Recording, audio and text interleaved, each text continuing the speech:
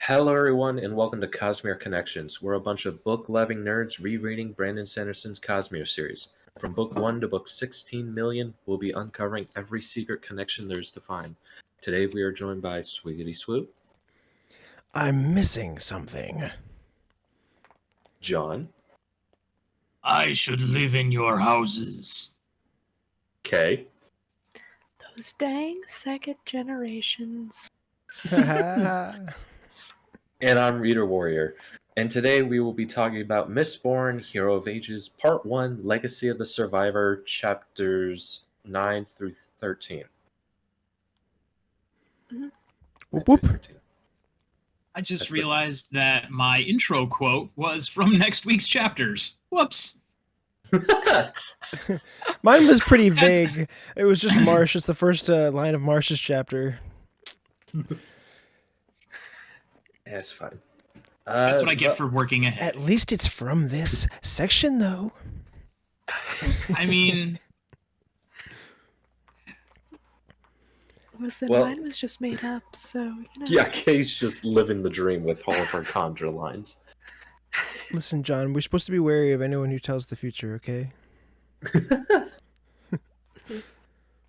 mean, it's okay because I also got it wrong. Slightly wrong. Slightly wrong. That actually tracks. Okay, are We are ready? giggly today. Are we Okay. ready for chapter 9? Yes. The first Tensoon chapter of this section. So, I do want to touch on the epigraph a little bit today, because Wow. I'm not gonna read it. I'm not Oh. gonna Boo. read it. It's a step. We're changing her slowly. The next step. We learn a little bit more about allomancy and the fact that, well, we kind of got I think we got an inkling of this before, but allomancy first appeared with the myth. And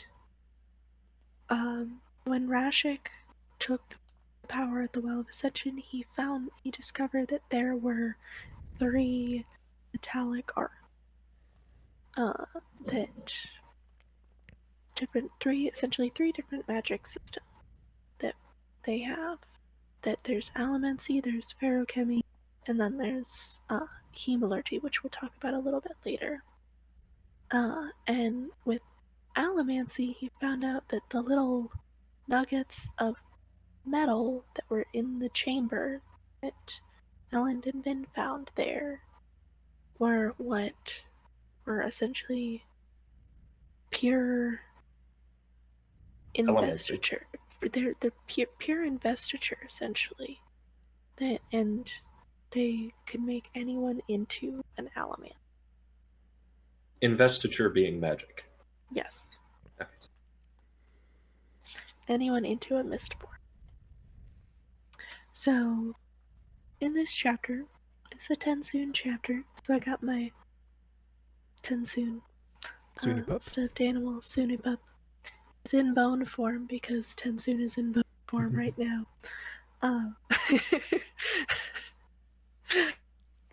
So, Tensoon has come into what they call the Trustwarren, which, from what we can tell, is a sacred place for the Kandras.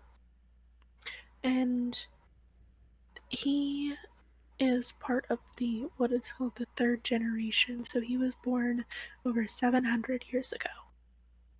And he was part of the 3rd group of Kandras to created. So we found out that the 2nd generation really don't like the 3rd generation because they feel that the 3rd generation are not that they're not very willing to obey every single command that the 2nd generation gives them. Yeah, they They're a didn't lot- live up to the expectations of their parents. I was Yeah. gonna say, wow, controlling people, forcing their ideals on the next generation, and that generation being raised and not wanting anything to do with it. Who would have guessed? So the thirds also don't really like the seconds very much. And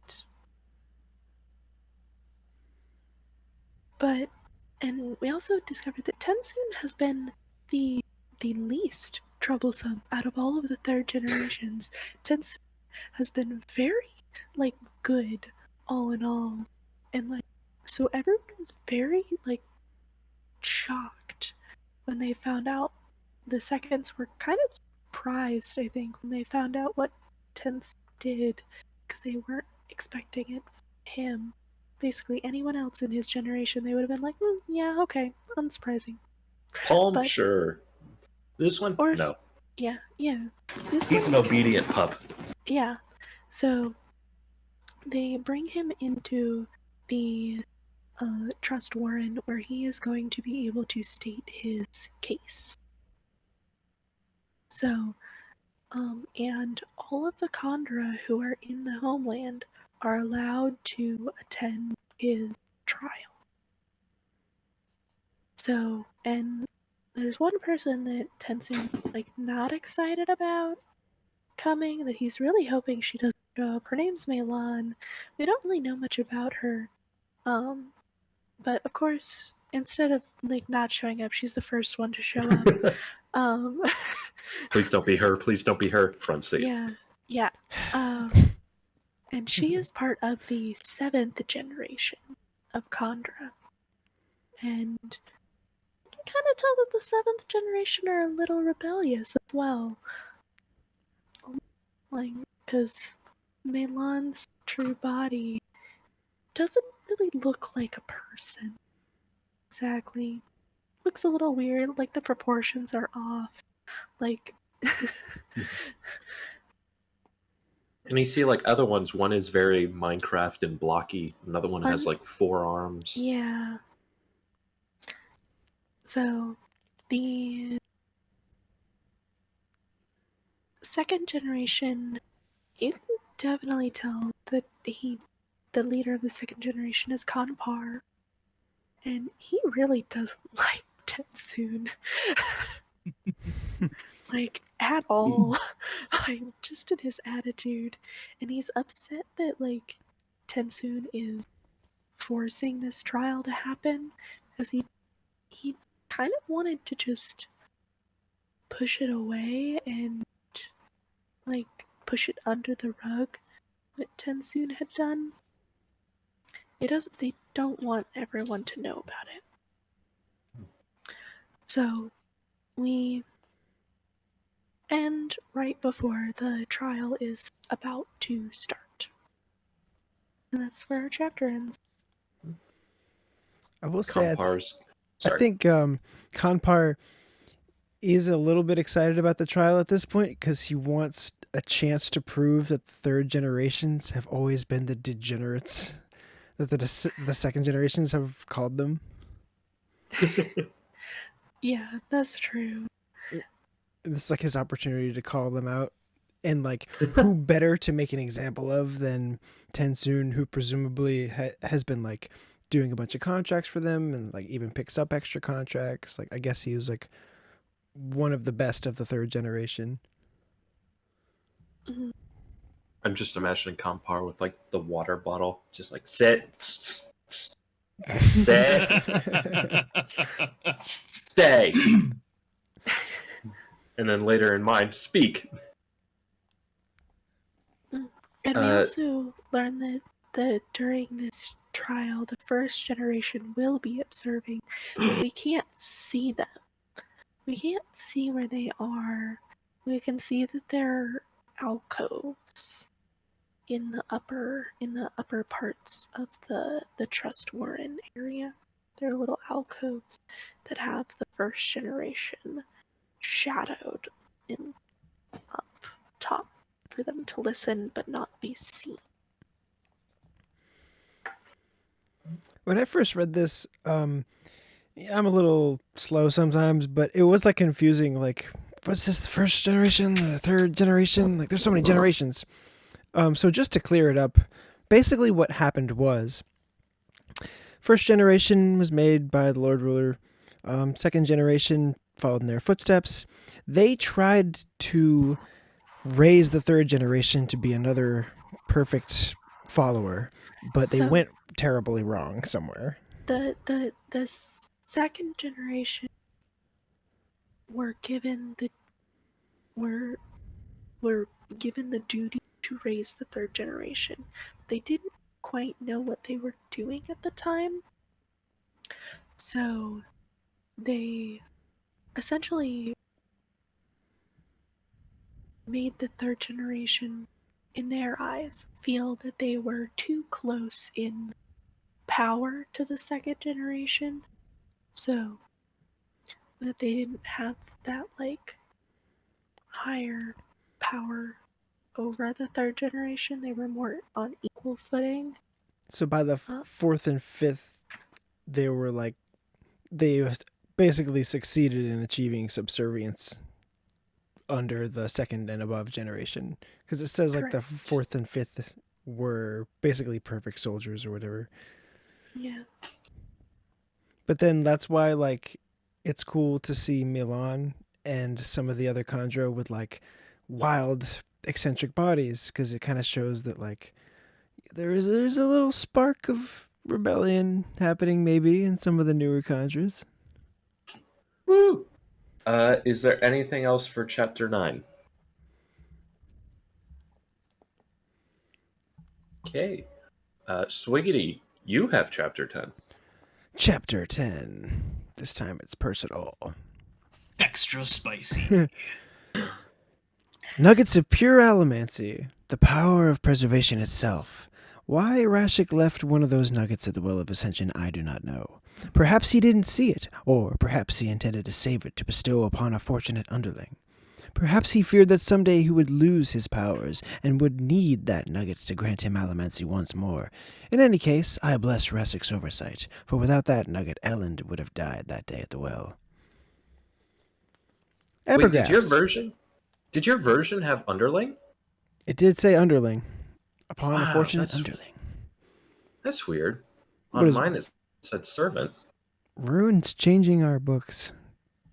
This is wild. That's weird. That's interesting. Mine I also wonder says why. servant. Mine also says servant. What an innocuous little change. Let me really quickly check the leather bound. 9, 10. Nope, the leather bound says underling, so A fortunate guess- underling. I guess that's another Another favorite- little revision. See, guys, gotta read the epigraphs. You come up with some crazy stuff. that's weird. A little George Lucasification. All right. Speaking of Anakin, I don't know. So this chapter starts out with Sazed evaluating a religion called Larstasium, which I'm just going to point out sounds a lot like Laracium. So this is a religion that centers around the creation of art, and it also happens to be the one that Mare used to practice. If you don't remember Mare, she's Kelsier's dead wife from the Final Empire. And it's kind of stated that, like, I guess the art is supposed to draw out divinity, which I have something more to say about later on in the spoiler section. Plug. So Sazed happens to be traveling along with Breeze at the time, and about 100 of Elend's troops. Breeze comments how the ash is kind of unimaginative. He says that, if there really is some sort of destructive force, as Vin seems to suggest, that he could have made the land something other than all black. Maybe like red. Which is both just a really good Breeze being Breeze moment, and also leads Or to a great green. conversation. Yeah. When he's like, what about green? And then they get on the whole topic of like, well, we're never going to see a green Earth. And Breeze is like, yeah, but didn't Kelsier say someday, the Earth could be green? Which is kind of bringing up the doctrine of the Survivors Church. And it's like clear that Breeze is just trying to cheer up Sazed. Sazed is not having it, though. He's pretty darn depressed after Tyndall died. So they kind of go back and forth for a little while.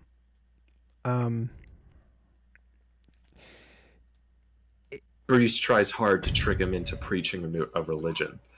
It's just saying like he's sad about it doesn't really do it justice. Like Sazed is broken. Like Sazed has one thing, that's his religions, and now he doesn't believe in them anymore, and he's systematically crossing them off. Like he's literally broken at this stage. Like a glow stick. Look at him glow. I was perfectly fine living my life before I heard that. Now it's Look at becoming these a glow thing. sticks. Look at these glow sticks. Brandon, those are characters. No, watch me break them. Brandon, those are characters. Look at them shine. I'm sad that they're dying. I don't even know. The evil force of doom has style, I'll tell you that. No, it doesn't have style. It made the land black, which apparently is a bland enough color that Sazed decides that art cannot be divine if a divine force is acting upon the land, and the land is this dull black color instead of something more exciting. Therefore, he crosses off the religion that Kelsier's wife used to believe in, which is kind of It's a very flimsy reason for crossing it off. I'm glad you brought that up. I thought the exact same thing. I think that ties into how he feels. He doesn't want to believe. As much as like this seems to be about him trying to find the true religion that he can believe in and use it as an scapegoat for how he's feeling and how he's depressed, and maybe Tyndall is out there in a heaven sense. I think he's just angry and he wants to destroy these religions in a way. And even if it's the tiniest little contradiction, or that's not really that good of an excuse, it's enough for him. Oh yeah, he's just bitter. Like he's just in so much pain right now that I think even if you told him, yeah, she's waiting for you in heaven, like he would still be pissed off about it. I feel like because he was robbed of his time on Earth with her, and especially being him, like probably he never thought he was ever going to find love, and religion is what he's always had. He's always had faith. It's tough. It's like he lost the thing he believed in, and he also lost the thing he didn't believe in. So now he's scared to believe in anything else in a roundabout sort of way, because he could lose that again. So this chapter gets spiced up when Goradel, a figure from the Final Empire way back in the day, who, if you don't remember, that's the one Vin was like, I know you, and had that great speech and basically convinced to change tides. Mm-hmm. He was one of the guards at Critic Shaw that she convinced to join the rebellion. Right before she lost to the Inquisitors. Mm-hmm. Apparently he's a captain now. Captain Goradel. Yay! And he helped lead Elend into the palace to find Vin. Mm-hmm. Always gotta love it when like a him. minor character comes back Yes. like that. So he rides up and he's basically saying, hey, we've got some visitors. And one of them happens to be Breeze's bubbly girlfriend. Oh, yeah. Oh, man. I love her so much. And I love it. When she first rides up, she's like, just kind of staring at Breeze, and he's like, "Are you gonna?" And she's like, "I'm deciding if it's worth it to get ash all over my dress to come hug you." And just like riots, says it immediately. Oh, she's so adorable. She's so funny. Let's not forget that the whole reason of her jumping down to hug Breeze was to embarrass him in front of his men. That's a good point. She scampers over is the exact wordage. I love how she's like, but then I can't embarrass you. Like, she'd literally considered just waiting. So But hours it's pass. when Breeze tries to make it. Well, they're not my men. Yeah, right. I It's don't know like, what you're well, in talking that case, about. I'll call your bluff. With some slight subtext there about Sazed feeling weird in his new position. So I'm gonna move ahead here because we got a lot to get through. Basically, Sazed is like, kind of they must, I don't know where they're actually going, but they're going to meet up with Vin, right? Yeah. Like they're going to meet up they're with Vin and meeting up. Elend. Yeah, they're kind of they're in an army camp along one of the canals, right? I'm guessing they're at a midpoint between the city where they each were. Right. So okay. So they arrive at the camps that they were trying to get to, and Sazed is like shaving his head, a ritual thing that he does, which I think is interesting. Even Vin is like, "Why do you still do that?" And I feel like at this point it's just because it's what he does. You know, he doesn't really know what else to do. It's like even if he doesn't believe in his religions anymore, that's still the person he is. Definitely agree with that thought. I had the same one. Yeah, it's like just holding on to the routine just for something familiar. Yeah, trying to do Absolutely. something. Trying to do something normal. This is what I know. So, Vin, they have a pretty nice conversation, but I didn't really go beat by beat with it. Basically, what happens is, Vin and him kind of talk about how he's feeling guilty. He's feeling like, you know, there's so much happening in the world and everybody has lost so many people. Like, how can he still be stuck on the loss of his love? And he wants to move on, but he just really can't find that peace within himself. And she kind of tells him, like, you know, I know exactly how you feel, like, because for a brief moment there I had to give up Elend and I thought he was gone forever, and the only reason I was able to make that impossible choice is because I knew it's what he actually wanted the whole time. And damn, that's like some of the hardest hitting stuff I've ever read. Mm-hmm. I gotta tell you. Obviously, like anyone who's grieving as much as Sazed is right now, his reaction is not to immediately be like, "Oh, okay, everything's fine now." So he's still pretty sad. But what Vin does is she gives him the picture of the flower that Mare held, and this is like the picture that gave Kelsier hope throughout all that time, thinking that his wife died hating him. This is the picture that sparked an entire revolution that tore down the final empire, you know, just this one idea of hope. And Sazed kind of tucks it away. Not thinking much of it. And that's pretty much it. It's a great book note because it starts with the Larza religion and it ends with the Larza religion. And I like how Vin is Sazed, I had the power of godhood, power you cannot comprehend, power to remake the world in my image, to have healed Elend, given him a body like Chris Evans. I could have done whatever I wanted. Which one is that? Captain America. Oh, boo. But when I looked into his eyes, I knew what he wanted, and I let him die inside me in order to make that choice. And I think real quick, John, which Chris were you thinking it was gonna be? I didn't know which one it was. I just don't like Captain America. Okay, I just was wondering what was this. I'm starting to think you don't like red and blue. Between Superman, Captain America. Aye. Iron Man's red, and I like him. Yeah, I like Iron Man too.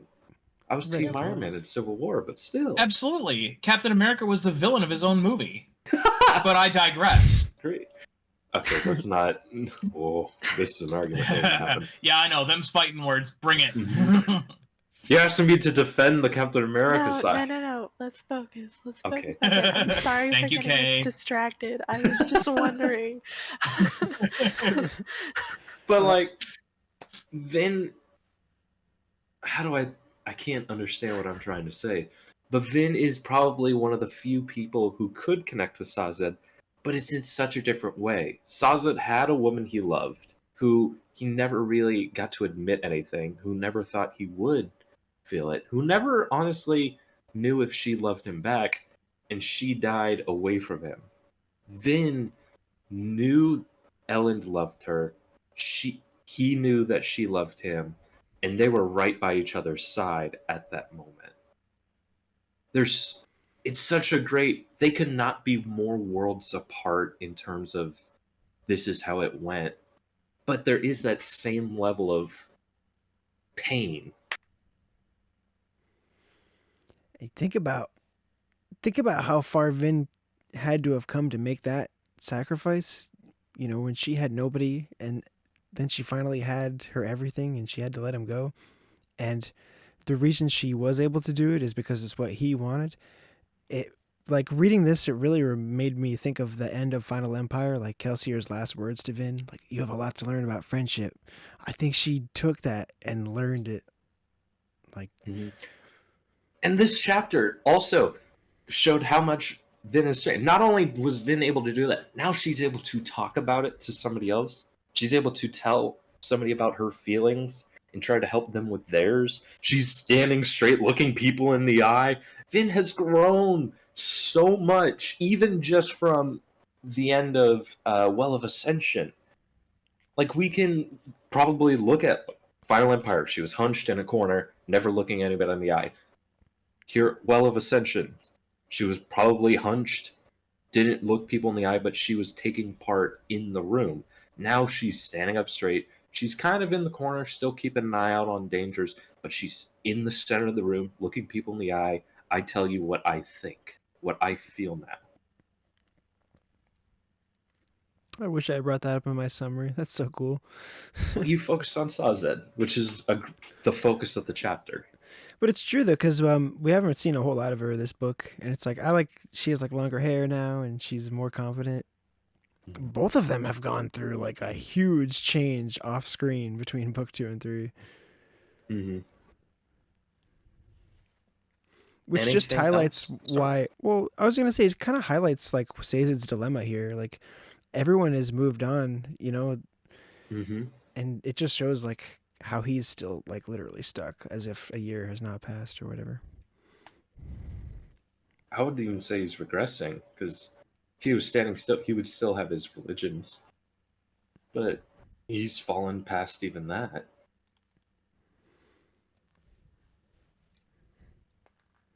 Anything else for chapter 10? Chapter 11. Okay, I get the other Contra chapter. But you don't have a Sunni pump. Why do you gotta tap it like this? Why? That hurts, Kay. Oh, I'm gonna leave now. It's funny because right as you said that, John's camera. I know. I was like, shoot, John, you good? I was confused. I guess my USB network adapter is overheating and it's disconnecting. Oh, not again. Oh. Yeah. So hopefully it stays this time. We'll see what happens. Do you want to do anything? Well, it's right before we start a chapter, so. Yeah, well, right before we start my chapter, as a matter of fact. No, it's my chapter. Oh, it's your chapter? Yeah, I got 11. You got 12. Didn't you? Oh, never mind. I'm out of order and miscounting. Sorry. That's fine. Okay, cool. It's cool, fine. Cool. We can wait a minute to see if the camera boots back up. Oh no, the camera. So when I went to unplug and replug the network adapter, I accidentally hit the power button and my computer started rebooting. So yeah, that's my bad. Oops. Okay. You're good, man. Oopsie poopsie. Okay. I guess we'll come back. Chapter 11! The first contract, oft spoke of by the Kandra, was originally a series of promises made by the first generation to the Lord Ruler. They wrote these promises down, and in doing so codified the first Kandra laws. They were worried about governing themselves independently of the Lord Ruler and his empire, so they took what they had written to him, asking for his approval. He commanded it cast into steel, then personally scratched a signature into the bottom. Did he sign it like Rashek or the Lord Ruler, Rashek, the Lord Ruler, the Rashek, Lord Ruler? I want to see this. LTR. This code, Ruler Shek. rulers, the Lord Rashek ruler. This code was the first thing that a Kandra learned upon awakening from his or her life as a Mistwraith. It contained commands to revere earlier generations, simple legal rights granted to each Kandra, provisions for creating new Kandra, and a demand for the ultimate dedication to the Lord Ruler. Most disturbingly, the first contract contained a provision which, if invoked, would require the mass suicide of the entire Kandra people. Whoa. You can't just drop that. You can't just say that and then walk away. I These will. epigraphs are wild. Uh-huh. Taking control of the proceedings, Kanpar asked how Tensoon could have killed Orsier. Tensoon says it isn't forbidden. Kanpar asked, how could a creature of preservation make an act of ruin? But Tensoon claims the fault lies on Kanpar for assigning his contract to Strathfinshire. He then says that he helped to write the contract, and that it only forbid the killing of men. Kandra of the second generation start calling him traitor and yell their own comments. Tensoon realizes they are trying to discredit his future remarks and asks how they can accuse him when they gave Kelsier a Kandra to help with his attack on the Lord Ruler. The father. Kanpar declares this line of questioning over and orders Tensoon to continue his admission. Speak. He asks why he broke his contract and ignored his master. Tensoon explains that he upheld the first contract, that Vin is to be their mother, capital M, in place of the Lord Ruler. He says that the world is dying, ruin has come. Quote, the time that the world bringers spoke of, and that the resolution has come. End quote. Before Kanpar can use it against him, Tensoon admits that he told Vin about the flaw. Quote again, without her, we have nothing. We cannot create new blessings or new Kandra on our own. The trust is hers now. End quote. Kanpar orders him to be silent. He asks the first generation for their judgment, but none comes. Thus it falls to the seconds. Kanpar orders Tensoon's sentencing to take place in 1 month's time. Tensoon bows his head and hopes his words inspire his people.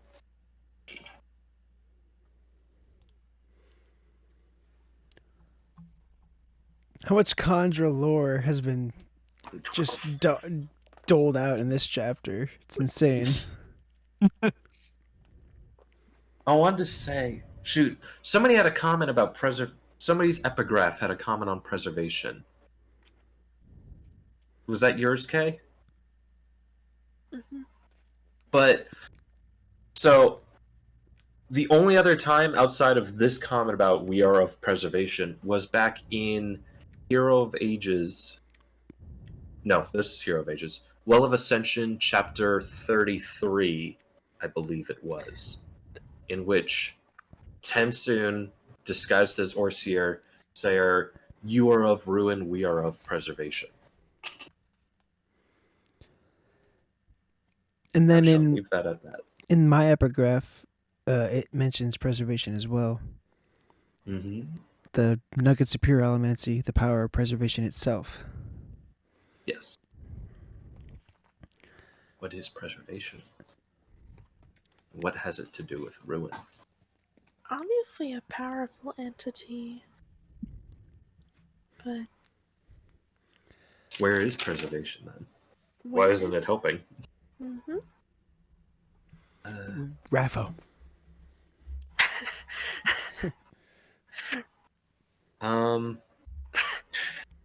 I'm kind of imagining the first generation in their alcove as like Waldorf and Statler from the Muppets. Sure. That's awesome.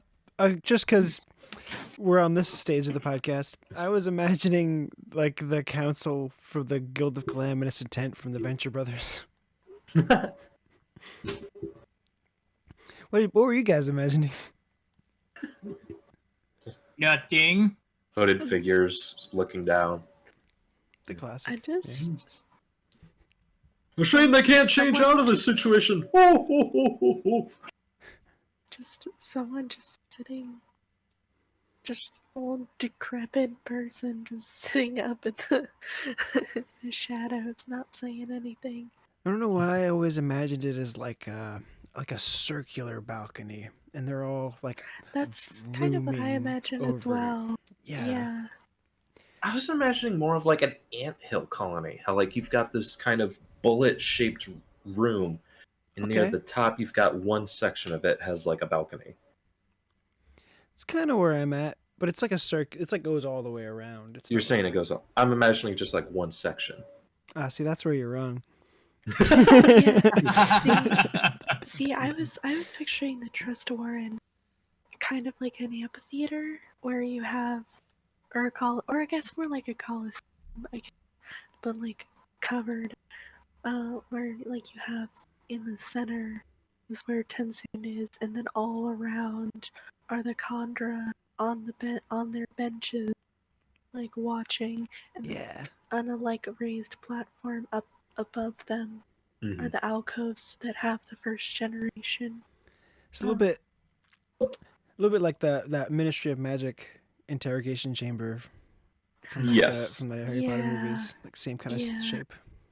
Yeah. But I would kind of want it to be kind of ant-like. Show like these are creatures that have lived in this place and carved it into their home. Yeah, because it is a cave. Like they live in conjure caves. Anything else for chapter 11? We got a lot of conjure stuff that Yeah, I don't know. I guess I Yeah. just like how there was one line about how they like to try to be self-sufficient. That like one line about how it wasn't even in this chapter. It was like 2 chapters ago. Yeah, it was in my chapter. It just got me on this like tirade of like, oh wow, they would have to be self-sufficient because they can't interact with humans, and like, well, what do they eat, and like, how do they go get like just they do have their own whole little anthill society under there. Like that one line just like sparked my imagination for like 20 minutes. I had a brief moment of that in mind where it's like Tensoon says, I helped write the contract. I was like, he helped write the first contract? And I'm like, no, he's talking about the long straff.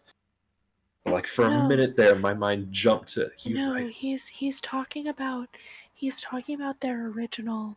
So he's talking about the contract that they created for all of the Kandra to follow. He helped write the first contract. Not the first contract with the Lord Ruler. The contract that they made with humans to keep the humans from killing them.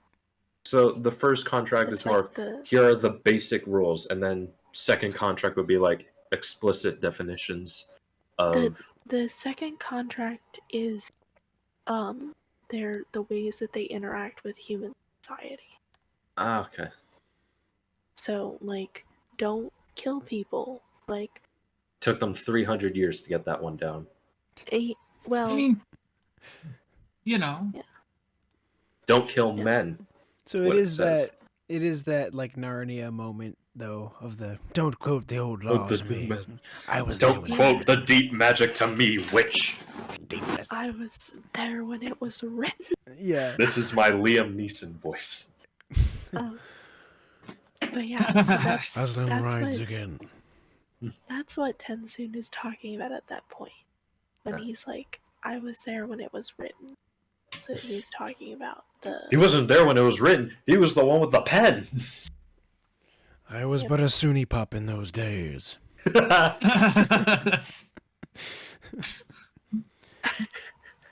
He's very excited. You love that stuffed animal, don't you? It's very cute and it's very fun. Anything else for chapter 11? Chapter 12, the floor is yours, John. Almost. Wasn't someone going to help me out with the prologue? Or, sorry, epigraph? The epigraph. Sure. Chapter 12. Rashek moved the Well of Ascension, obviously. It was very clever of him, perhaps the cleverest thing he did. He knew that the power would one day return to the well. For such power as this, the fundamental power by which the world itself was formed does not simply run out. It can be used and therefore diffused, but it will always be renewed. So, knowing that rumors and tales would persist, Rashek changed the very landscape of the world. He put mountains in what became the north and named that location Terrace. Then he flattened his true homeland and built his capital there. He constructed his palace around that room at its heart, the room where he would meditate, the room that was a replica of his old hovel in Terrace, a refuge created during the last moments before his power ran out. I think we argued back in the spoiler section, or maybe just in probably the spoiler section of Final Empire, was that his real home that he just built around? I He just built Credit Shaw vaguely around. remember a conversation about that. Because now we have confirmation that it was in fact a magical copy-paste. Yes. Which seems like it would be more work, but who knows? Does that mean he made Credit Shaw? Yes. Yes, he made Critic Shaw at that point. Oh. Sounds like that was like one of the last things he did. Mm-hmm. Mm-hmm. He was Yep, like, and now one place to put all this, like, yep.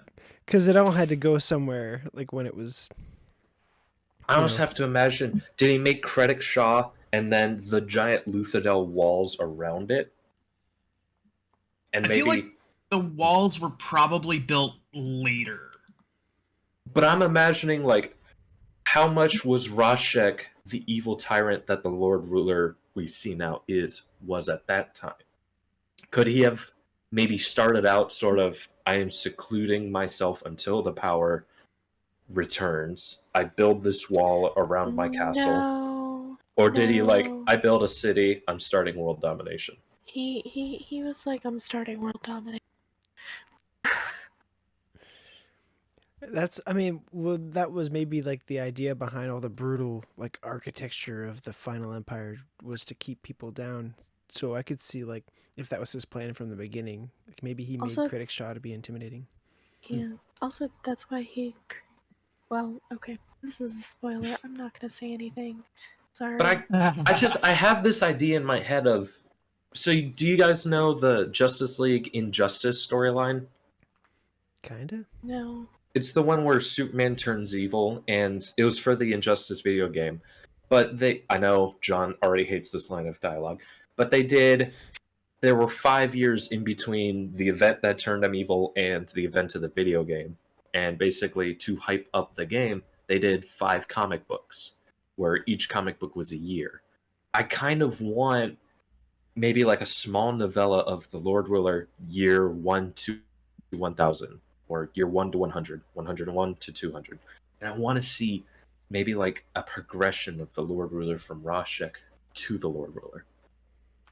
Find out who Lutha was, or maybe how he got to the point where he's like, okay, slavery is the best possible thing for this. Here's the first person I'm sending to the pits of Halfsin.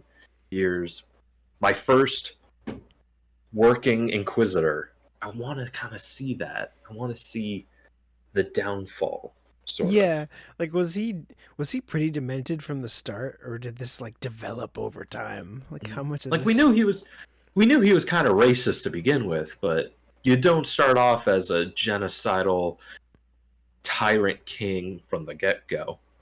Don't you though? I feel like We that's- don't. Storms, it's- man. We just don't know. I don't know. I don't know.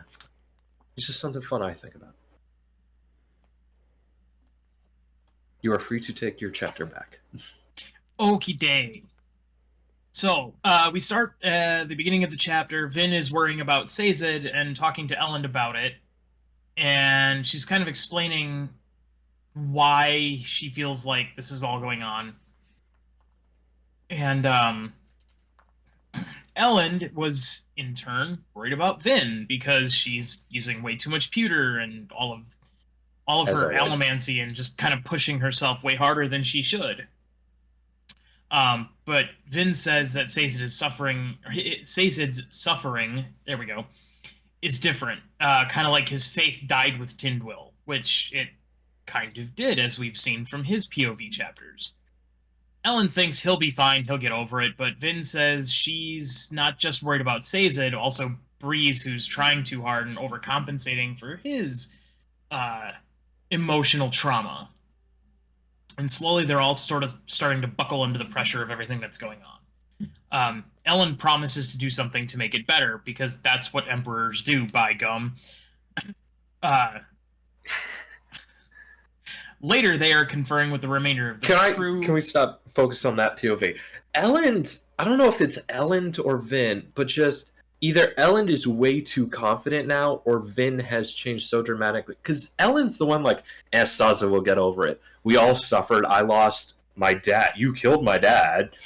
We lost Doxson. We lost Clubs. We all suffered that day. Sazed was the only. And then Vin is the one like, no, we need to be aware of his feelings. We need to make sure he's okay. And it's just, Yeah, these characters are not the ones you guys were a long time ago. I felt like Elend was super cold in this chapter. I gotta agree. Yeah, he's fine. Where's your hero now? Ellen's got a lot of more to worry about. He does have a lot on his plate. But this is like the one instance where he's like, Sazed is one of like my best friends, and I'm with my wife right now.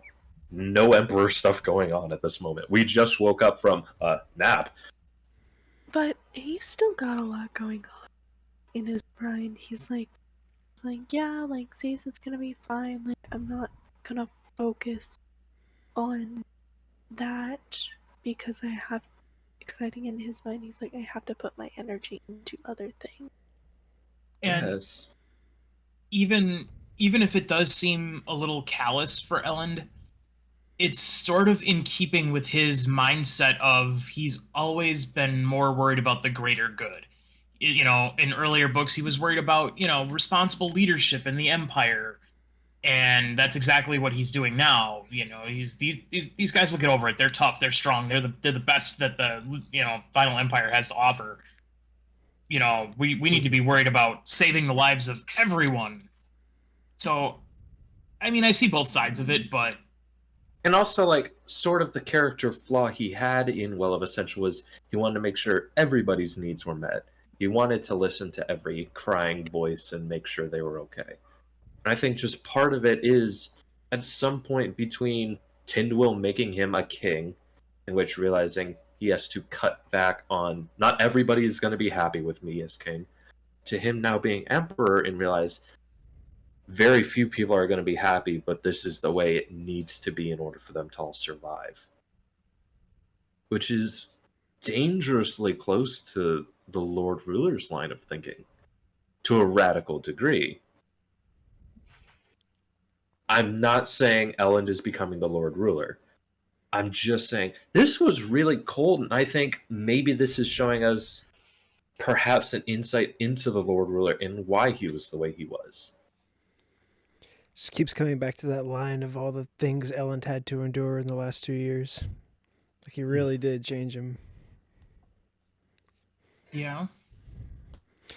I think that's all that is. I think that's all it is. I think he's just a changed man. I think he's hardened. Like you said, he cares about the greater good. Obviously, Sazed is his friend. You know, he still cares about him. But in this instance, it's like, I guess maybe just knowing what Sazed's going through, having just seen it like vividly in the last chapter, it's easy to be like, dude, Elend, Sazed's going through it right now. You could like send him a flower or something. I don't know. Get well soon. I don't know. Well, and it might also be some kind of a testament to exactly how overwhelmed he is with everything else that he's lost track of his friends. Mm-hmm. Yeah. Okay. So later on, they're conferring with the remainder of the crew, plus Set and a few add-ons. They're going over maps that show the mists and how long they are lingering in areas of the world in the Empire, and what that could potentially mean for, everybody who lives there. The space that is large enough to grow, or that is still getting enough daylight to grow crops, is pretty small, and over 90% of the Empire will not be able to grow food for the winter. They toss about some ideas about how to survive by growing crops that use less light, and maybe raising animals that can eat other plants that humans can't. But in the end, they decide they're going to have to see what is in the last cache left by the Lord Ruler, hoping it will contain some insight to help the world against the mists.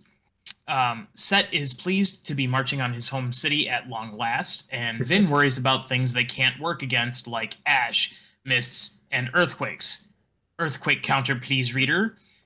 Oh, okay. Sure. There's going to be a lot of those. Ham is worried about assaulting and conquering a city. He's a little unsure about the ethical nature, the ethics of the thing. Ethics.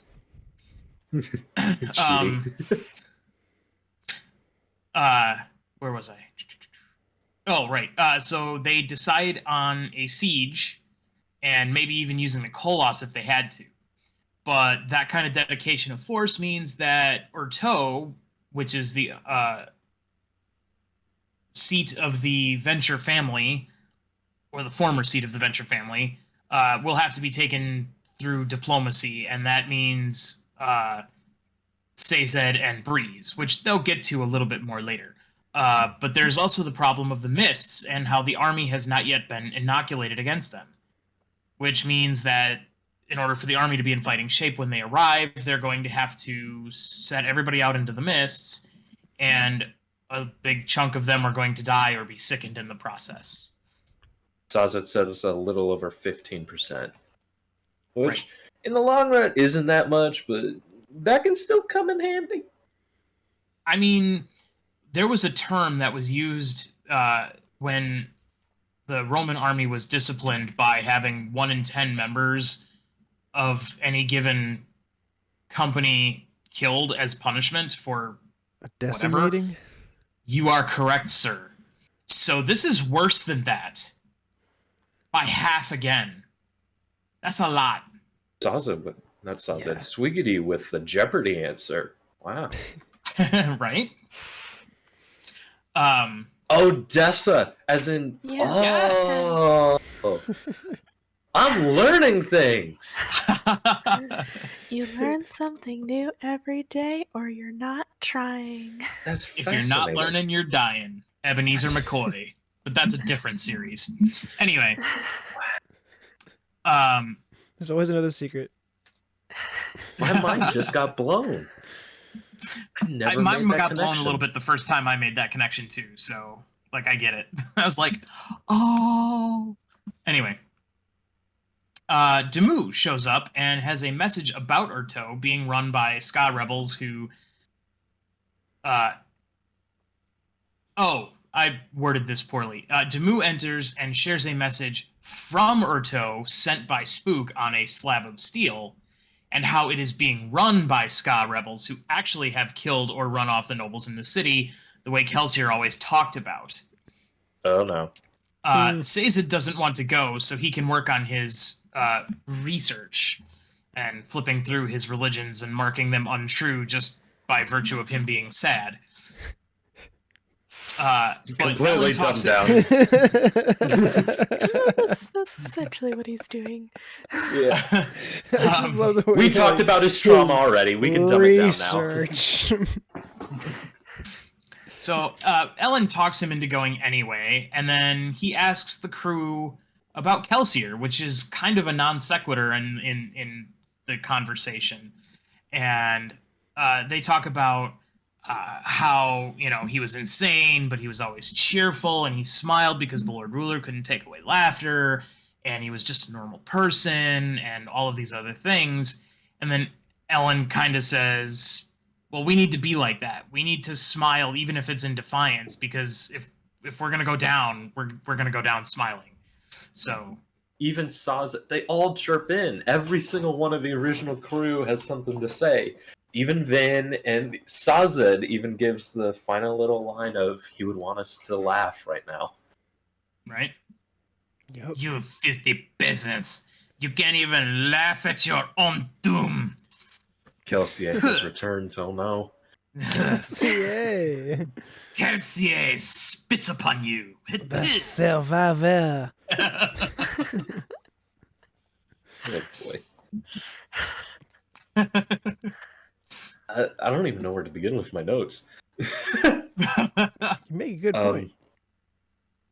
Well, Njorden, Jorgisborg, Yurdy Birdie, Jorgisborg, Norden. Njordian. NordVPN. Norden. He came back. I was just gonna say he came back. Yes. Cheezers If people came don't back. remember, from Norden was from the last book, and he was the happy obligator that Ben thought was weird. No, he's Set's son. Oh, I was thinking.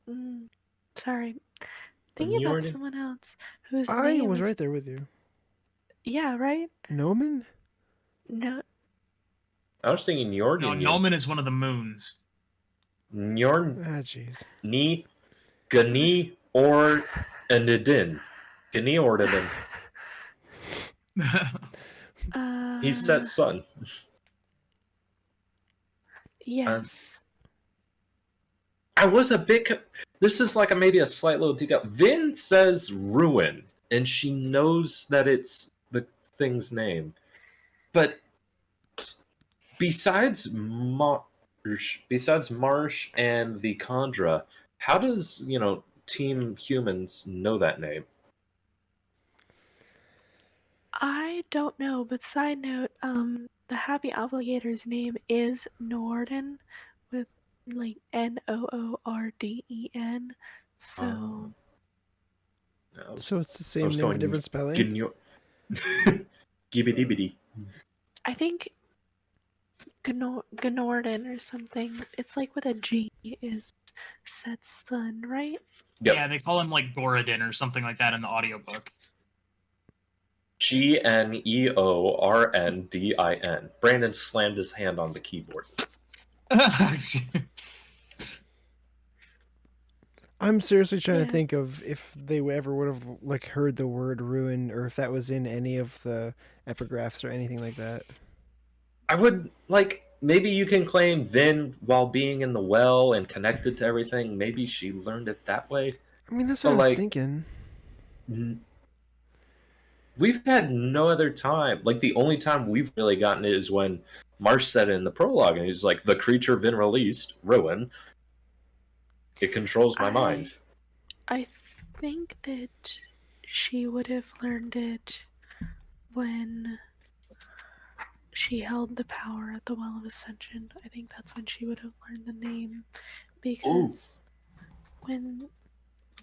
once you hold the power, you it says at the beginning. Not to cut you off, Kay. Could it have been in one of the 4 other Rashek caves, what are they called? Caches? Caches. It could have been written there. It could have been written there. I also think it in one of the paragraphs in this book, it talks about how, like, when Rashek took up the power, he was given the information about how the world works. I think. Maybe we and should how add this to the powers WOBs. work. Yeah, maybe. Kind of a Oh, waste of a WOB. I can't find it right now, and I don't feel like looking too hard. So. I get what you're saying. Fair though. enough. Like, she takes the power, she gets a little, like, she understands how it works. It's totally Yeah. feasible that she would understand, like, or have the name Yeah. of Ruin, if nothing else. Yeah. It's just, it was never stated before. It was just a brief little, huh. There was the comment how Elend would turn Kolos into a city. And I was like, wait a second, you're gonna do what? Mr. Venture?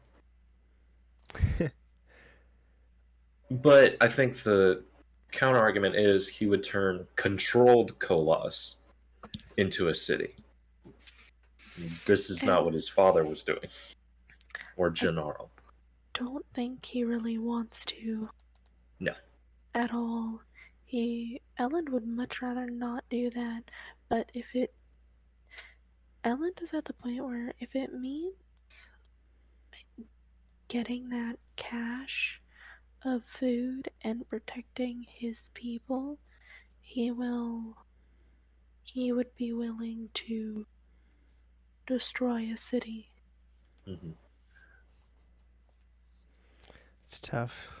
To turn Kolos on a city, like, I don't know if I could see Ellen doing it. I don't think I could either. He would probably try to find every alternative, or he would try to, like, front like he was going to do that, and then not. It would be a last possible excuse thing. Right. Yeah. Right. Despite his change, despite his maturing, despite his greater good sensibilities, I still don't see that for him. That's like a bridge too far. Yeah. Especially after Well of Ascension. Yeah. That's all of my spoiler-free notes. I'm good on 12. Yeah, right. I did a small thing for the spoiler. Who do they have as their military leader since Clubs has been missing in action? Damu! He is now Damu. general! That's awesome. Ham as well. And And they him. also, at some point, I'm And not Set. sure exactly which one, but yeah, they say Set has kind of taken over as the like lead strategist. Yeah. Oh my Yeah. God. Set was so funny in this chapter. Just like, He really was. Like, he was like throwing insults and jibes and just yeah, in general being a witty little This is the jerk-face. most bitter little gremlin the whole time. I loved his comment about where, like, he was like, "So we're gonna go march on Skradrick City? Suck on that, Gennaro." Yeah. Like, Which is probably what I would say. Like, you're just lucky funny. we happen to have to go there. That's the only reason. This is like the most crude Brandon has ever written. Yeah.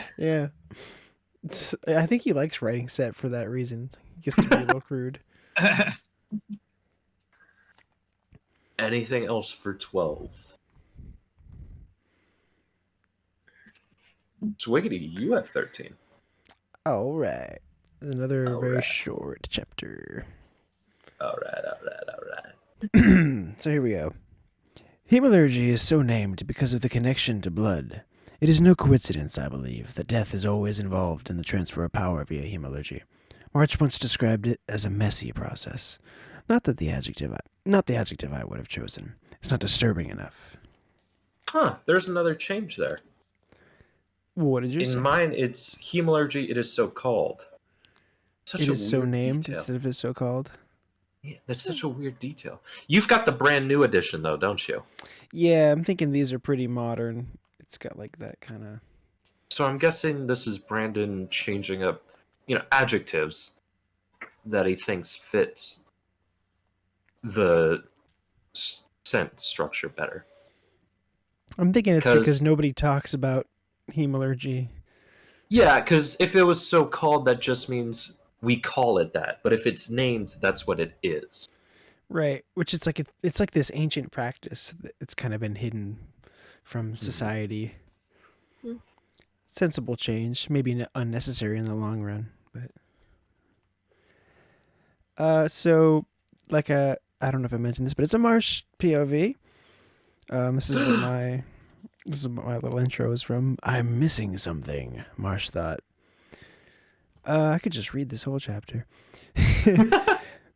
Basically, every time Marsh struggles, he feels Ruin's influence encroaching in on him. So for like 2 weeks now, he's just been sitting in the ash, not struggling, just thinking. Because he knows as soon as he begins to tug on Ruin's influence, he'll just get swept up in the bliss of that influence again, and he'll forget why he was even trying to resist. So he's basically just sitting, stewing in his own misery, like getting caked in ash, which is kind of a great visual, honestly. If not a bit sad. It is a bit sad. The one thing that makes it even sadder is what he's actually thinking about, which is how, after all this time, everything that he went to do in his youth with the rebels basically amounted to nothing until his brother, like, took his dream and just kind of made it happen. Like, after Mare died, which they were both in love with, they had two different reactions. His was to give up, and Kelsier's was to get mad. And, like, first of all, that's like why I love Kelsier, because he's just like, no, I'm not going to take this lying down. I'll literally kill God. Like, fuck this. What you thought? Is it to get mad or go mad? Both. But so yeah, it's really sad. Like, Marsh is sitting there and he's like, all I ever had was my dream of rebellion and my love for Mare, and I didn't really accomplish that, and I didn't really get her, and now I'm literally like an instrument of ruin. And the only thing he even has anymore, the only plan he can even formulate, is that at a pivotal moment when he is the instrument of ruin's hand, he is going to remove his pivotal spike and end his life. Both brothers have decided their end goal is to die. Oh, that's awesome. I never thought about that. That is kind of wild. An act of suicide against the greater evil. And I'm just remembering, like, this book was dedicated to Brandon's brother. Not sure what that says, but moving on. Ooh. So yeah, kind of a depressing chapter. Not even a lot is really revealed. Yeah. We get the name of Hemalurgy, the third metallic art. Yes. So I'm guessing, like, heme is a prefix that has to do with blood. I think it was Hema. Hema. Hema? Yeah. What? Oh, I can't think of any other words. Hemoglobin. Hemoglobin? Yeah, okay. There's one, yeah. I was on Google for 20 minutes trying to figure that out, and Kay's just like, hemoglobin. Yeah, hemoglobin. Hemoglobin. We already You guys had make it sound like decimate. a Pokemon. Hemoglobin. I choose you. Hemoglobin. Hemoglobin.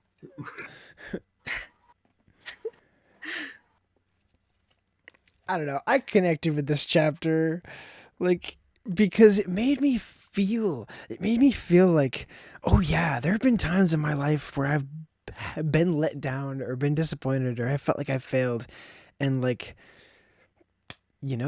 there's two choices in that moment. You can either accept defeat, or you can say, no, I'm going to get mad and overthrow the government. Like, Wow, that speaks volumes in this generation. it really spoke to me. Anything else for this chapter, or maybe this part in total? Do we want to talk a little bit about hemo, or do we want to save in our section? Did you say hemalurgy or Well- hemoglobin? Globin? Hemoglobin. Hemalurgy. The only thing we really know about hemalurgy is that it's the art that turned Marsh into Inquisitor. Mhm. That's about it. And then it involves spikes and blood. And Lots it's of blood. messy. Very messy. Spikes and blood. Spiky, bloody, messy. That just sounds like a part of this book, because the next one's called, I think, Cloth and Glass. Yep. So Spikes and Blood could totally be like, Spikes and blood. yeah. Sounds like a cover band. Yeah, right? Swiggy, get on that. I'm on it. Honestly, this chapter set didn't seem to progress all that much. It seemed to just be setting up stuff. You read my yeah. mind. It's in an early enough part of the book that that's still okay, but I expect and predict that that feeling will continue for another 73% of this book. Okay, so yeah, we've reached the end of part 1. John, what are your thoughts so far? So we've got the setup. We've got the first couple of earthquakes, because I think there was one in Swiggity's chapter as well. I don't remember that, but I will recheck it later. There might have been. In the Marsh chapter. I think he talks about feeling the earth tremor. But anyway. But I think that's the same earthquake. It could be. That's why I'm not 100% sure. But they kind of imply that that's been happening a lot lately. So I'll put it under the same counter, but I'll put it as 2 different chapters. okay. So everybody, when you're doing your homework, make a note if there's an earthquake. Yeah, seriously. There's going to be a lot of those. But yeah, But we've John, got what are your- earthquakes. We got the ash falling. Like, Sounds Yeah, like all San Diego. of the signs of import are there. Like the omens have begun. So is there anything you have not liked then? Not yet. Okay. Not yet. Well, I think that's gonna do it for this one then. Format. All right. Well, next time we're gonna be covering the first 5 chapters of part 2. So chapters 14 through 18 of Cloth and Glass. John, you have already called dibs on chapter 15. I have. Nobody else has called any dibs yet. Aside of that. not yet. But it is time to head into the spoiler realm. So if you have not finished this book, the entire series, or potentially the entire Cosmere, then we recommend that you stop here, because it is likely that we will talk about everything and anything. But if you are up to date, feel free to stick around, because it is likely we will bring up details you may have missed, or plot threads still yet to come. Do not forget to subscribe, leave a like, star, heart, or whatever it is on this podcast, and don't be afraid to comment your own thoughts and predictions. We would love to hear from you. But if this is where we must part, then my name is Reader, and I have been joined by Swiggity Swoo, Hey, Swiggity and Swooin'. John, and Kay. Have a good one. And this has been Cosmere Connections.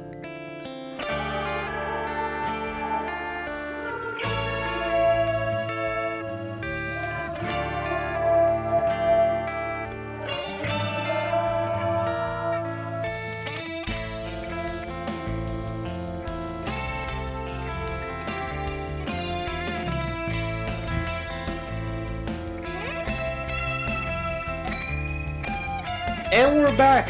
Kay had to leave us, but she's given us a small list of things she wanted us to talk about in the spoiler realm. We're going to head back to chapter 9, which was Kay's chapter. Let's rock.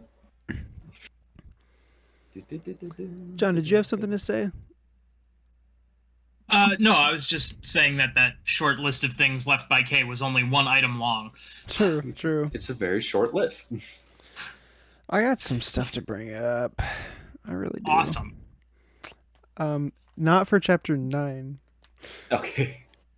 Well, in chapter 9, I got a few small things. One is the Trustwarren, which the trust that's Tensoon is standing directly on top of. That is the missing ATM cache. I knew it! Yeah. I've only read these books once, but when that came up, I was like, that's got to be the ATM, right? Like, I don't feel special. I should have already known. But that's fine. There's an excitement we want to hear. Makes sense, though. We've got Milan, who does become a pretty good fan favorite. This is the same Milan from Wax and Wayne, right? It is. That's insane. We'll see more of her in this one. This one was more of a direct, this character I kind of built up to be wonky.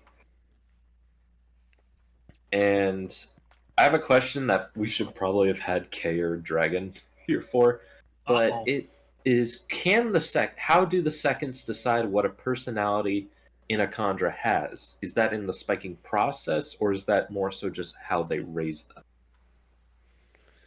I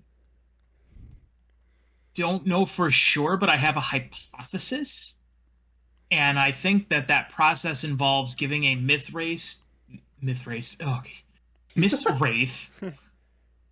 a set of spikes temporarily. And if they are able to kind of grow and learn in a way that they think is appropriate, then they let them keep them, and boom, there's a member of your next generation. If they don't, then they just... Well... They have a trial period and a culling, is what you're saying. Yeah, basically. That's my theory. I did not think of that. I don't know. I don't know if that's the truth, but that's kind of my headcanon. Bam! Well, I feel like that's a question we'll have to ask Dragon or Kay next week, or maybe put it in our WOB folder. Oh, wait, that thing's getting big. I'm sure that information has got to be out there. Like, Yeah. It's just a matter of us finding it. I wonder if we'll even get it in this book, but we'll keep an eye out for it. Yeah, for sure. But I do like the culling idea. That is interesting. But the thing is, once a Kandra attaches to a spikes, they get rid of those spikes afterwards. A Kandra, except for the case of Tensoon and Orsier, cannot really take another person's spikes. Because we saw Tensoon giving some to whatever his name was in Bands of Mourning, and he spat them out. Maybe that's part of the process. The Mist Wraiths that don't spit them out get to be Kandra. Maybe, but that doesn't help determine you're going to be obedient. I think that's more training and like maintaining the sort of okay, big spoiler, Kandra are the original Terracemen. I think an astute reader by this point already has the first clues as to where the Kandra came from. Just from the way their society is similar to and matches and references this old bits and pieces of the old Terrace society, the Synod and the sort of elder generation veneration. In chapter 11, they even reference the Worldbringers, which I thought was a really nice detail. Because who all knows of the Worldbringers except for Sazed? Oh my god! Exactly. So there are hints there, and you'd have to be real sharp or real lucky to guess it at this point. But it's there. Like the buildup has begun. That's so cool. Anything else for chapter 9? Okay. Chapter 10. Chapter 10. Swiggity, that was yours. Dun, dun, dun, dun, dun, dun. So I guess, I mean, there's a lot in here, weirdly enough. So, like, the fact that Lars stays him is so close to Lerasium, and that ends up being Mare's, like, religion, there's got to be something there, right? I You don't know- think so. It's possible that it may have been Laris's original religion, That I could see. because there's that nomenclature sort of connection, but I don't know that there's anything to substantiate that. That's just me spitballing. But isn't Yeah, I was. the art of the flower what eventually brings back, like, the world? The art of the It's the a part of flower, it. It's a part of it. It's what Sazed uses to bring back, plants. Yeah. So, I don't know. So it's. Although I do kind of like that. Maybe that's what. It's also the inspiration for the Ghostblood symbol. Mm-hmm. Yep. And I've brought it up before, but the religion of Larsa was one part of the original inspiration for Warbreaker, the book. Right. And if you think about, and we're going really far ahead now, if you think of Yumi and the Nightmare Painters, like, that's how they were drawing the spirits, was by creating art. And like in Stormlight, they're drawing the creation spren. Like, this religion has some merit to it, guys. There's like real examples of this. I do like that. That maybe it was Laris's. Like, that's just enough of a stretch that I can believe is possible. I mean, who knows? It's Brandon, so anything's possible. But my gut tells me there could be something to it. I can believe it. The other thing about, oh man, sorry, this is my brain being tired and stressed. I had a thing about, oh right, so we know that investiture responds to human cognition, our thinking and our thoughts processes, and we know that it's also in many ways connected to colors, right? So anything that is strongly moving to the human psyche, emotionally, cognitively, whatever, will have an effect on investiture. And it makes sense then that religions that revolve around strongly moving things would have strong ties to the investiture, like we see in Warbreaker with the prophetic paintings, and like we see here with this ancient religion being a powerful and moving one, and potentially being tied to a shard. Wow. There's something to that, for sure. So can I going along with that, in this chapter, when Breeze is talking about how, like, oh, why is everything black? Why is the ass all black? Like, wouldn't it be more interesting if it was red or something? In that epigraph for chapter 19, I'm just going to read it. It goes, yes, the ash was black. No, it should not have been. Most common ash has a dark component, but is as much gray or white as it is black. Ash from the ash mounts, it was different. Like the mists, the ash covering our land was not natural. Perhaps it was the influence of ruin's power, as black as preservation was white. Or perhaps it was the nature of the ash mounts, which were designed and created specifically to blast ash and spoken in the sky. So, like, perhaps it was the influence of ruin's power. It is literally proving, like, what's kind of disproving Sazed's rationalization for why he discounts that religion, first of all. Yeah. But it's also purposefully black. Yeah. Which is, he's like, oh, it wouldn't be black because the divinity wouldn't make it black. That's too boring. But no, it's literally black because it's from a god. Now that's psychological warfare. I'm making the world so bland you get depressed just looking at it. Yeah. In which my only other note for this chapter was Vin's comment about You will never be able to imagine such power. Give it 618 pages, and he will. Yes, I was thinking that too. Anything else for 10? Chapter 11. I got really nothing. It was a court scene. It was fun realizing it. Well, you've got... Unless we're just mentioning details. You've got the whole comment on the suicide of the entire Kandra people.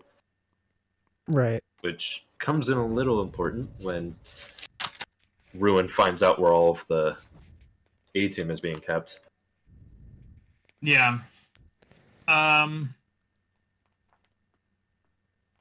You do have that... Well, and we already talked about the whole thing of the link between the Worldbringers and the Synod, and, you know, so we've already kind of done what spoilery bits I think there are. There is that comment on the Worldbringers, which the only time we've seen that word is in Kawan's warning. Which, Kawan, Palm... Do we see Kanpar. Kanpar? Wow, that's funny. Did we see Kanpar in like a previous book? I feel like we mentioned him before. No, Kanpar is only in this one. I've been checking all of the Kandra as we go along. Like, what's the Kandra from Tress? Vondel? Oh, okay. Nice. Thank you. Yeah, I just like kind of skimmed through this chapter and I didn't really see anything that like jumped out as me for spoilery stuff. I don't remember why Kanpar says it takes a month. Other than the fact we want him to be there in a month. They don't elaborate on it in this chapter, and it's just so we can write him out of the next part. He's in jail the entire next part. We don't really need to focus on it. There's some of that, but he also has to be around later, so there, you know. This chapter just makes me excited for the rock novella we're gonna get. It's a similar idea. He has to like go home to be on trial. That is cool. Pay attention to some connections there. Anything else for 12 or 11? On to 12. I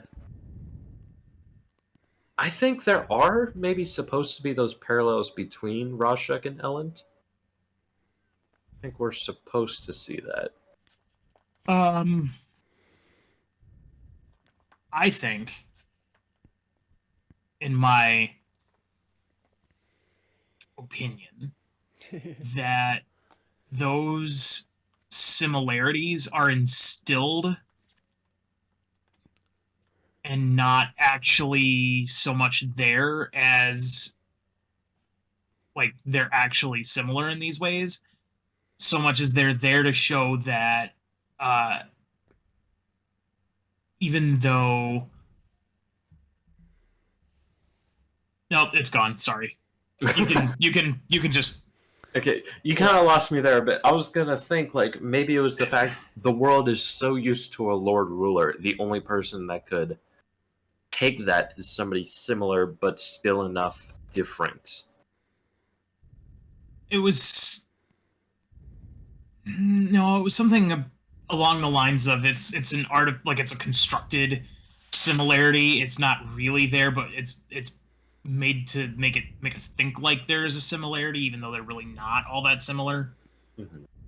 Yeah. Because that's kind of what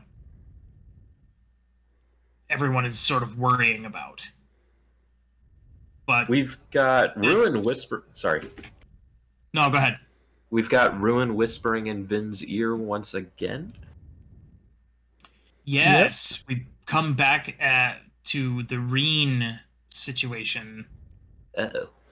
I was trying super hard to pick out if it mentioned her earring at all, but I don't think it does.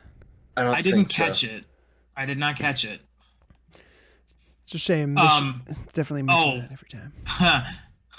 There is a time coming up where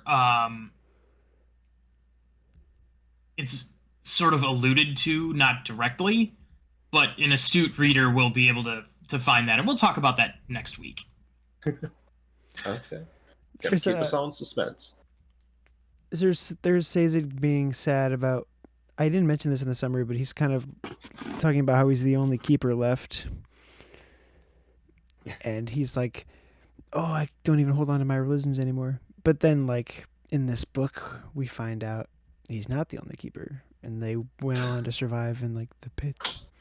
He's not? Bum, bum, bum. Blue, blue.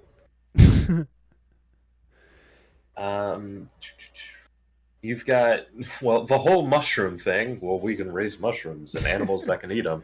Wow. The Empire can survive on mushrooms and the like. They could. Let's just get high the entire time. Would Ruin ever find what he's looking for? If they... Hold on. Does that mean Mbot is an ancient Scadrian? Whoa. He comes from a parallel universe where they did go that route. Yeah. That's why.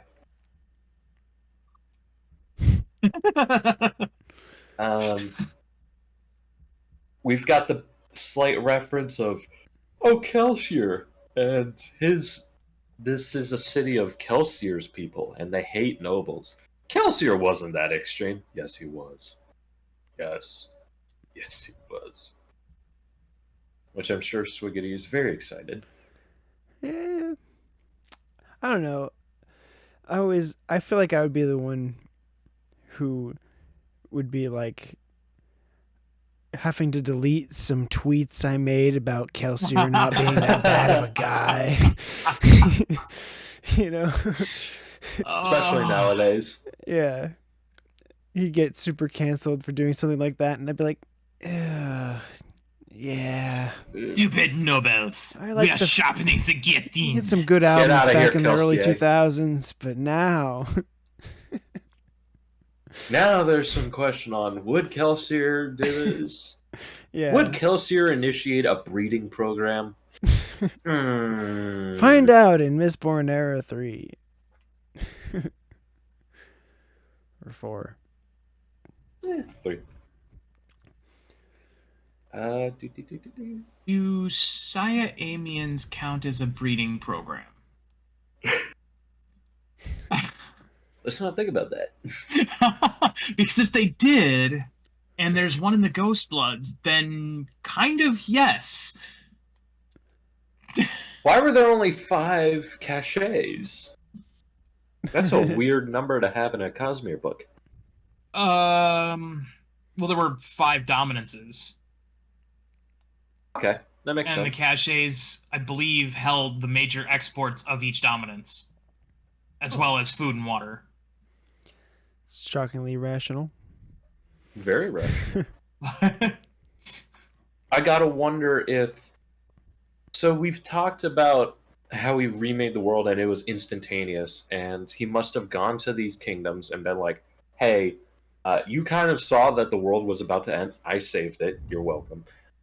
But just in case that ever happens, I'm going to give you this super awesome thing called Allomancy.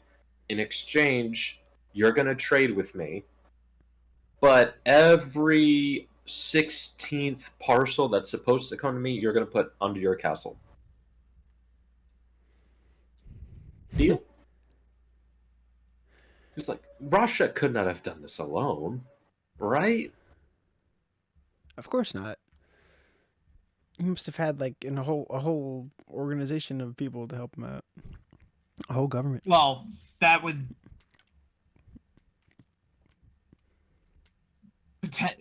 potentially, since we know his buddies were made into the first generation of Kandras. True. That could be a portion of how he managed all of that bureaucracy.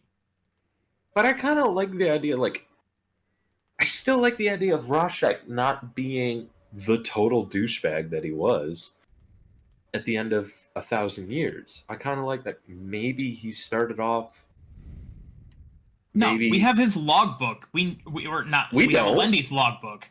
we have Elendi's, in which And he we was know racist. from that, and we also have Klon's writings, and from them we know that he was a douchebag in We hated all the respects. we hated the Kalenium people, but like, what if there weren't just the Kaleniums? Or are we saying the Kalenium was basically white people, and that basically most of all the people outside of Terrace were Kalenium? I mean, maybe. I still like the idea that ska was a slang term, like a slur. It probably was in the old Terrace language. Not just, no, it was like a modern, like, Rashek told Elendi, "You're a ska," and it was like a whole big deal. Like, how dare you say that? Don't call me the S word, you jerk! But like, story-wise, like if I was writing the 100 years in each, have the first 100 years of him being secluded, and then realizing, no, I have to take charge. The world is gonna be stupid without me. Have the next 100 years be about him setting up the thing. Next 100 be like him growing Luthadel, and maybe having him meeting a woman, and that being Lutha, and then she dies. Have him try being a nice king, bad stuff happens, and then by the end of it, you see where he started the breeding program, where he's created his. And this is K wanted us to bring this up, is that Rashek must have started off as a warring king because he created the Koloss immediately, which Right. I don't know where that's coming from specifically. Because he only had the instinctive knowledge of hemalurgy while he was empowered by the well. But like, he So it's tested that over years. He didn't just create Koloss, did he? He got the knowledge for it from that ascension, and after it was gone, he continued to experiment to try and find new bind points and all that, but Ruin kept tweaking hemalurgy just so that he could never find any other ways of using it. But I'm saying, like, he could. There's a chance he might not have started, and that maybe by year 500 or something. Now he's started testing hemalurgy, and he's created these monster things that can do his work. And maybe have it where he's like, I just want. Okay, I have my Inquisitors, and they're my soldiers, but I need something that can just destroy, and have like something push to create the Koloss. There's like this untapped 1,000 years. I want to write, though. I want to do this. I mean, you can, but it's not going to be very interesting. It's going to not be, and not that's not a dig on your writing skills. We understand that it's not a dig on your writing skills. We know enough about the different things that happened to the Lord Ruler and how he's failed at different types of government, and he tried to model it after things that he was familiar with, and eventually he said, you know what? Screw it. We are going to be totalitarian in every way now, and if you don't obey me, I'm going to murder the ever-loving snot out of you. But I'm saying there's 1,000 years that it could have led up to that. I mean, right, but he's not going to be inventing new magics. He's going to be dealing with politics. It didn't seem to me like the Lord Ruler was caring all that much about the politics, though. He's like, let the nobles burn their houses. This has happened before. I'll just reinstate new ones. Right. Because he's been through it before. So in a sense, we already have that 1,000 years because it's been cyclical. Every now and again, we need to let them just burn themselves out. I just feel like it's like some Matrix. There's always something. You have the beginning, you have the end, but if you make the middle more interesting, it'll pay off both. I just feel like there's an untapped potential there that Brandon probably doesn't have time to write, and that's probably something he wants to do. That would require him talking about Rashek's children, which which he has not talked about. It would be talking about Lutha he avoids. He's holding it out for something, I swear. I just, at this point... I think he has moved on to newer eras. I think so too. Okay, anything else for chapter 12?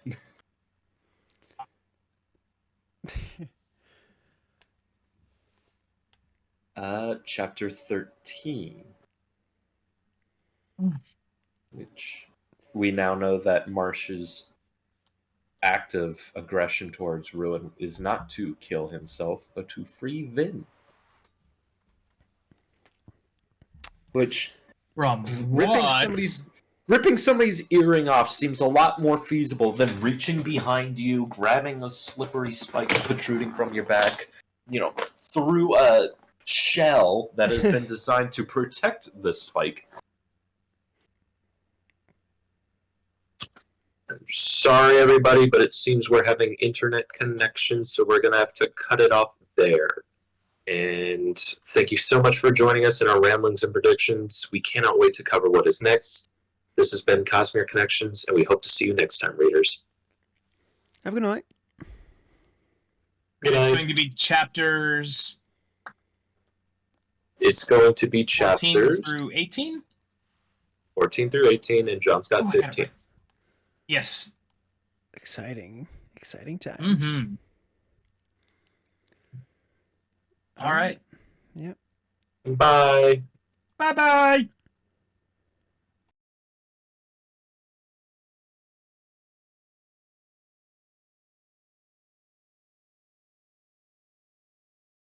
So now that's love. It's not an if, it's a when. I'm hoping to enter in sort of like a contractual obligation that I eventually get Stockholm Syndrome in, like Wax and Steris. Okay. I mean, you're kind of not wrong, but you're also like... I hope my personal trauma gives me glow stick powers. Glow stick powers. Is that like you glow and stick stuff to walls? Is that what you mean? It works in multiple ways. Or do you mean that you're just gonna get happy and throw random raves? Like, See, Yes. I was thinking you just had to crack them until they glow. Yeah, I love that line. Don't do that! Don't do that! Look at these characters. Look how nice glow sticks they are. Brandon, they're characters. No, watch me break them and shake them until they shine. No. Oh no! No, Brandon, look at them shine. That's horrible. Look how bright they'll glow once they are broken.